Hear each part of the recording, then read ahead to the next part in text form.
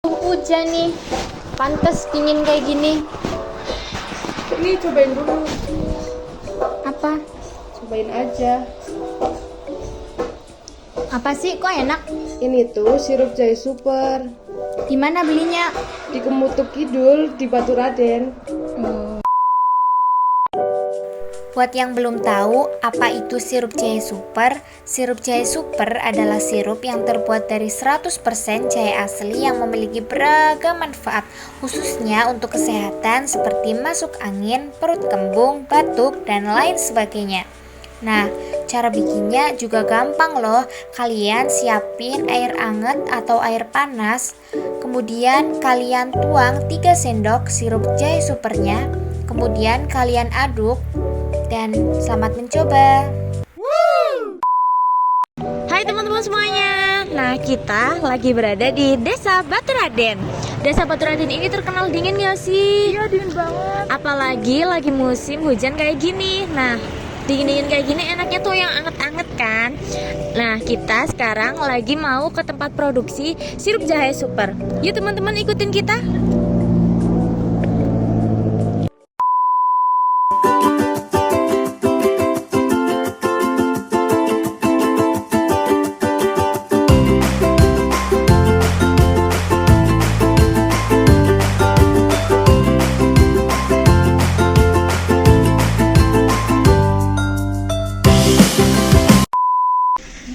Assalamualaikum warahmatullahi wabarakatuh. Sebelumnya, perkenalkan saya Saskia Angelita dari program studi bisnis digital kelas BD 22C. Dan saya Siva Yuliani, Prodi Bisnis Digital kelas PD 22C. Oke, baik. Sekarang kita akan mewawancarai. Oh ya, sebelumnya perkenalan dulu Pak, dengan Bapak siapa? Dengan Bapak Aji. Oh, Haji. Nah, produknya di sini yaitu berupa jahe super ya Pak. Sebelumnya kita mau bertanya-tanya, berbincang-bincang sebentar. Awal mulanya itu bagaimana sih Pak terbentuknya jahe super ini tuh, sirup jahe super ini tuh? Saya mulai tahun 2008 saya belajar lewat otodidak Mbak, lewat otodidak lewat dulu kan waktu masih ada Gramedia, saya belajar terus selama hampir 4 bulan baru menemukan resep yang benar-benar layak kita jual.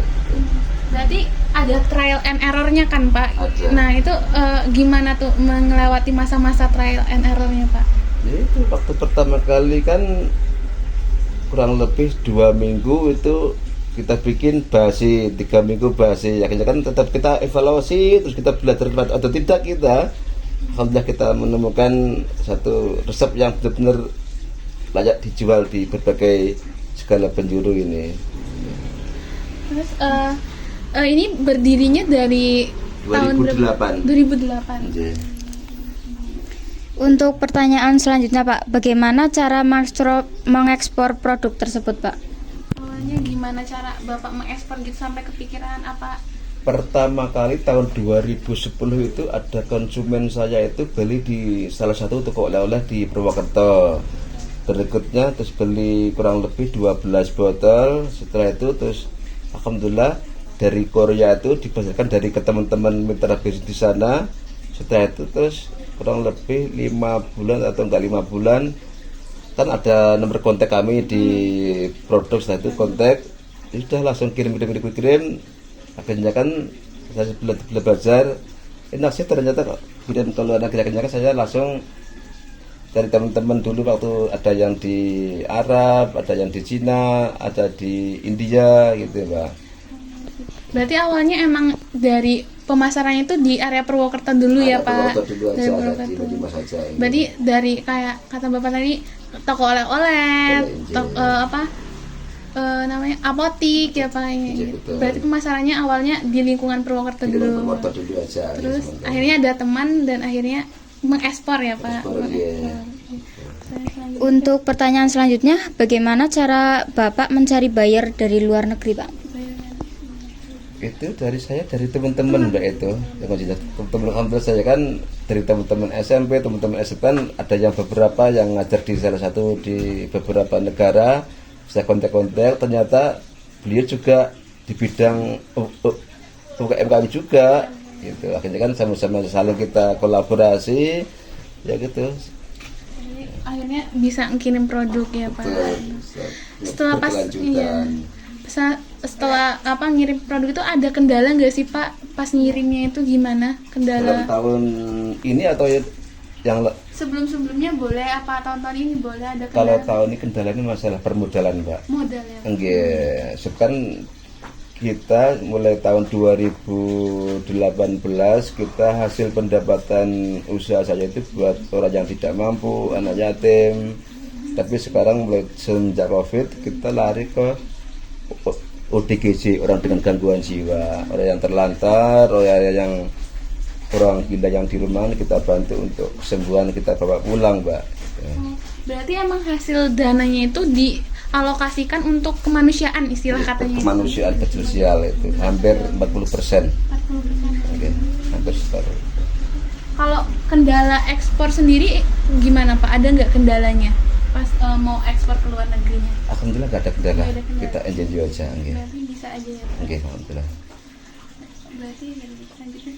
Untuk pertanyaan selanjutnya, negara mana yang paling sering impor atau membeli produk tersebut, Pak? Korea. Korea. Nggih, Korea. Setelah itu ada lagi Pak? Atau paling banyak di Korea? Paling banyak di Korea itu, Mbak. Nggih.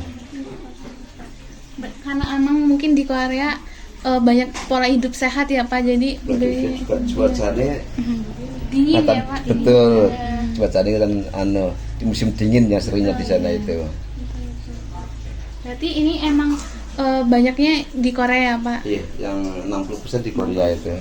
Dan Bapak sekali produksi itu banyak atau kayak dikit-dikit dulu Pak? Kalau saya semenjak Covid ini enggak dulu kan setiap hari kan bisa nyampe 40 kilo, 60 kilo. Sekarang kan semenjak Covid kan ini dampaknya sangat menurun banget enggak itu.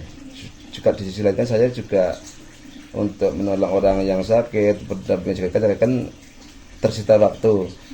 Kalau sekarang kan kita usaha, saya produksi sendiri, pemasakan sendiri, sekarang belum ada karyawan lagi kayak dulu. Tapi terkendala juga di SDM ya Pak. Betul.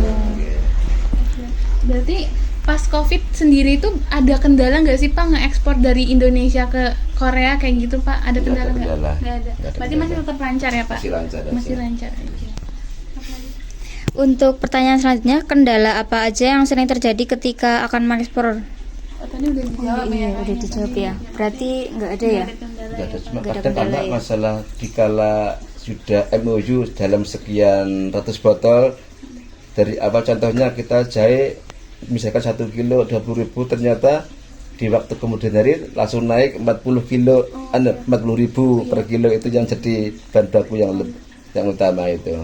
Apalagi pas COVID mungkin ada bahan baku yang naik melonjak ya Pak. Ada naik itu waktu saya ke Palembang sudah MOU sudah sekian ratus botol, kita kerjasama, ternyata waktu itu 16.000 per kilo, itu langsung naik 95.000 per kilo itu.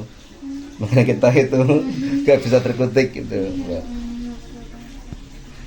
Terus produk jahe super ini sendiri itu kayak khasiatnya apa aja sih Pak? Ya, buat masuk angin, perut kembung, itu radang tenggorokan, nyeri, itu buat mencegah keputihan. Gitu. Lagi cocok banget ya Pak. Ini musim hujan ya Pak, benar cocok banget. Ada hujan kailah. Nah iya. Kedinginan. Iya. Berarti pas lagi musim hujan kayak gini, ada nggak sih Pak produknya penjualan itu meningkat atau Meningkat. Pasti meningkat ya Pak. Oke. Berapa persen dari hari-hari biasanya Pak sebelum musim-musim hujan kayak gini? 30%. 30%. Oke.